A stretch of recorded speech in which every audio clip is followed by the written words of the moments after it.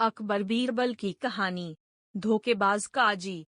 कहानी शुरू करने से पहले अगर आपने अभी तक हमारे चैनल को सब्सक्राइब नहीं किया है तो चैनल को सब्सक्राइब कर लें और वीडियो को लाइक कर दे। कहानी।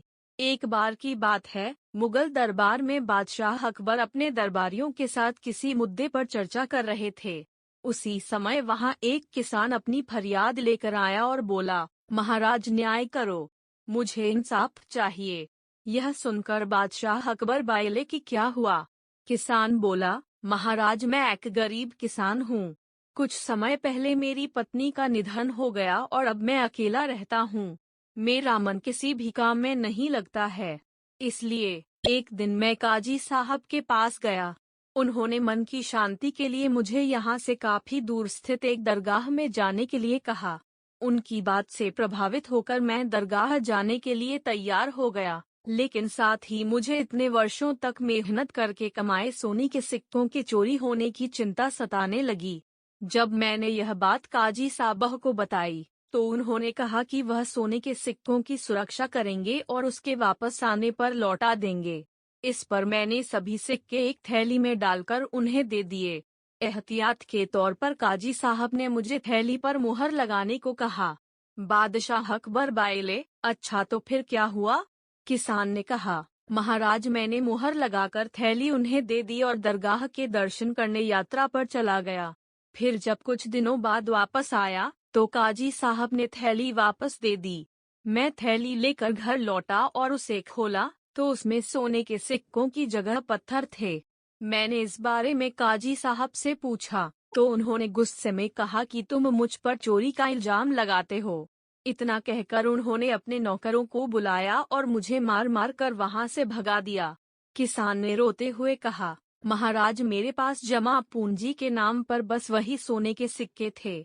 मेरे साथ न्याय करें महाराज। किसान की बात सुनकर बादशाह अकबर ने बीरबल को मामला सुलझाने के लिए कहा। बीरबल ने किसान के हाथों से थैली लेकर उसे अंदर से देखा और महाराज से थोड़ा सा समय मांगा। शहंशाह अकबर ने बीरबल को 2 दिन का समय दिया। घर जाकर बीरबल ने एक फटा हुआ कुर्ता अपने नौकर को दिया और कहा, इसे अच्छे से रफू करवा कर लाओ। नौकर कुर्ता लेकर चला गया और कुछ देर बाद उसे रफू करवा कर वापस आ गया। बीरबल कुर्ते देखकर खुश हो गए। कुर्ता इस प्रकार से रफू किया गया था कि मानो फटा ही न हो। यह देखकर बीरबल ने नौकर से उस दर्जी को बुलाकर लाने को कहा। नौकर कुछ ही देर में दर्जी को लेकर आ गया। बीरबल ने उससे कुछ पूछा और वापस भेज दिया। अगले दिन बीरबल दरबार पहुंचे और सैनिक से काजी व किसान दोनों को दरबार में लेकर आने का आदेश दिया। कुछ ही देर में सैनिक काजी व किसान को साथ ले आया। इसके बाद बीरबल ने सैनिक से दर्जी को भी बुलाने के लिए कहा। यह सुनते ही काजी के होश उड़ गए।